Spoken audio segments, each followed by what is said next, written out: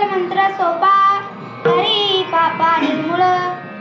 विठ्ठल मंत्र हा सोपा आहे असे व्यास सांगतात आणि ते संपूर्ण पाप नाहीसे करतो. दुसऱ्या चरणात तुकोबाराय काय सांगतात?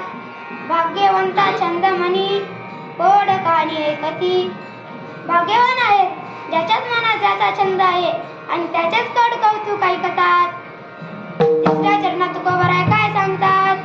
विठ्ठल दैवत हे भोळे साड काळी न धरावी. विठ्ठल दैवत हे फार भोळे आहे, त्या संबंधी कोणतीही इच्छा काळ धरू शकत नाही. शेवटच्या चरणात तुकोबाराय काय सांगतात? तुका म्हणे भलते याती विठ्ठल चित्ती तोची धन्य. ज्याचा चित्तामध्ये विठ्ठल आहे ते पाहिजे तुकाराम महाराज जरी असले तेच धन्य आहे. विठ्ठल विठ्ठल. हा तुकोबारायांचा अभंग. प्रत्येक माणूस सुखाच्या अपेक्षेवर जगत असतो. महाभारतातला महासिद्धांत आहे.